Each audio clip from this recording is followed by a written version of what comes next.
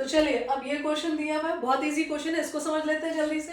तो हमारे क्वेश्चन में क्या क्या दिया हुआ है, पावर दिया हुआ है 81 वॉट, किसके अगेंस्ट दिया हुआ है, 100 ओम रेजिस्टेंस के अगेंस्ट, ठीक है। क्या निकालना है हमको, करंट निकालना है। फॉर्मूला लगाएंगे I P is equal to I square R, ठीक है। पी की वैल्यू कितनी है 81, आई स्क्वायर की नहीं मतलब आई की वैल्यू निकालनी है 100, आई स्क्वायर 100 ओम रेजिस्टेंस दे रखा है, ठीक है।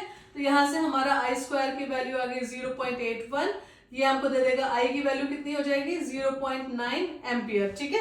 अब दूसरा हमें क्या दे रखा है, हमें रीडिंग ऑफ V2 निकालनी है। तो रीडिंग V2 की रीडिंग कितनी हो जाएगी, लगा देंगे V is equal to I R, ठीक है। V2 ये है।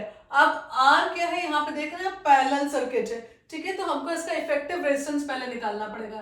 तो R इफेक्टिव कितना हो जाएगा 1/25 प्लस 1/25, ठीक है। कितना हो जाएगी इसकी वैल्यू 25 और ये हो गया 2, ठीक है। 1/RE इज इक्वल टू 2/25 या RE इज इक्वल टू हो जाएगा 25/2, दैट इज 12.5 ओम। ये रेजिस्टेंस हो गया, ठीक है। अब हम V is equal to I R में इसकी वैल्यू रख देते हैं। V की वैल्यू हमें निकालनी है, यहाँ पे हम V2 कर देते हैं is equal to I 0.9 multiplied by 12.5, that is equal to हो जाएगा 11.25 वोल्ट, ठीक है। ये हमारा इफेक्टिव ये हमारा वोल्टेज आ गया किसमें, V2 में। V1 का वोल्टेज अब देखिए कैसा हो जाएगा, उसको समझने के लिए पहले हम ये सर्किट देख लेते हैं अब कैसे दिखेगा। तो ये हमारा सर्किट कुछ ऐसा दिखेगा, ये हमारा V1 है जुड़ा हुआ, और ये हमारा 100 ओम का रेजिस्टेंस है, और ये हमारा इफेक्टिव रेजिस्टेंस निकल आया। तो अब ये 12.5 ओम का रेजिस्टेंस है, ठीक है। ये सर्किट दिख रहा है अब, ठीक। और ये हमारा V2 लगा था इसके अगेंस्ट, ठीक है। अब ये जो V1 है ये क्या दिख रहा है आपको, अभी मैं V2 की वैल्यू निकाल चुकी हूँ इसलिए इसको हटा देती हूँ। V1 की वैल्यू निकालनी है।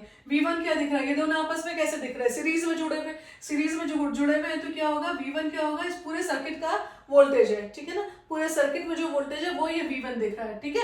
क्लियर है। नहीं तो इसका 100 के अगेंस्ट हम कुछ ऐसा लगाते हैं वोल्ट मीटर, और इसके अगेंस्ट हम कुछ ऐसा लगाते हैं वोल्ट मीटर। पर ये वोल्ट मीटर क्या दिखा रहा है, पूरे सर्किट का वोल्टेज, ठीक है। पूरे सर्किट का वोल्टेज देखना है तो क्या होगा, पूरे सर्किट की हमको इफेक्टिव रेजिस्टेंस लेनी पड़ेगी। पूरे सर्किट की करंट, पूरे सर्किट की करंट तो हमारे पास ऑलरेडी है, पर इफेक्टिव रेजिस्टेंस नहीं है। तो हम क्या करेंगे, पूरे सर्किट की इफेक्टिव रेजिस्टेंस ले लेंगे। तो अब क्या हो जाएगा, E2 कितना हो जाएगा हमारा 1/100, और यहाँ पे इन दोनों का इफेक्टिव रेजिस्टेंस कितना आया था, ये रहा 12.5, ठीक है। तो ये कितना हो जाएगा हमारा इफेक्टिव रेजिस्टेंस, सॉरी,